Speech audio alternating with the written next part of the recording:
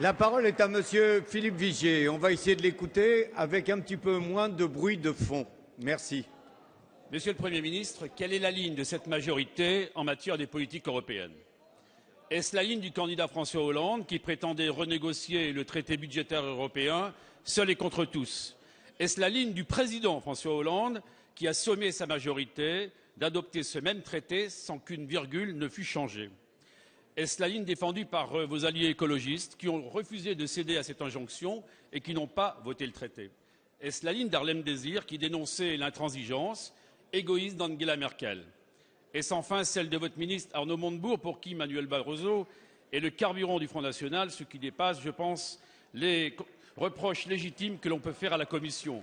Alors, Monsieur le Premier ministre, en s'exprimant ainsi, Arnaud Montebourg, désormais soutenu par la porte-parole du gouvernement, a-t-il vraiment parlé au nom du gouvernement? Quels échecs voulez-vous donc dissimuler? Celui du plan de croissance qui n'a jamais vraiment existé, celui d'un budget européen en baisse pour la première fois que vous avez accepté, celui d'une France isolée qui subit la crise de l'Europe sans réagir. Et pourtant, il y a des urgences. Une véritable urgence à faire évoluer la directive sur le détachement des travailleurs. Cette directive est devenue une machine à détruire les emplois. Et elle permet à plus de 300 000 salariés européens, dont la moitié n'est pas déclarée, de travailler en France, rémunérés 2 à 3 fois moins que le SMIC. Au groupe UDI, nous voulons une Europe forte, une Europe qui protège, pas une Europe du dumping social qui fragilise la compétitivité de nos entreprises, en particulier dans l'agriculture, le bâtiment, les travaux publics et les transports. Alors, Monsieur le Premier ministre, allez-vous demander à nos partenaires européens de suspendre l'application de cette directive au moment où le chômage n'a jamais été aussi élevé dans le pays?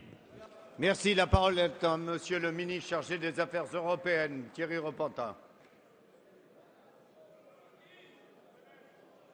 Monsieur le Président, Monsieur le député, quelle est l'Europe que nous souhaitons?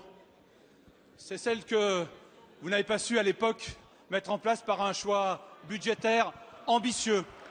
Eh oui, et je voudrais vous rappeler, et Bernard Cazeneuve pourrait le faire aussi bien que moi, que nous sommes sur le point d'adopter à l'échelle de l'Union européenne un budget sans précédent, 960 milliards d'euros, c'est-à-dire 50 milliards d'euros de plus que sur la période 2008-2013, avec des dispositions visant à accompagner les politiques pour la jeunesse, je l'ai dit, avec une augmentation de 40% de la recherche et du développement qui vont accompagner les entreprises françaises. C'est aussi une enveloppe qui va augmenter pour tout ce qui est les mécanismes d'interconnexion européenne. Comprenez derrière les grands travaux en matière énergétique, les grands travaux en matière de transport, les grands travaux qui font de l'économie délocalisable. C'est aussi, je le redis, le fait que nous allons sauver le fonds d'aide aux plus démunis qui avait été sacrifié par la majorité précédente.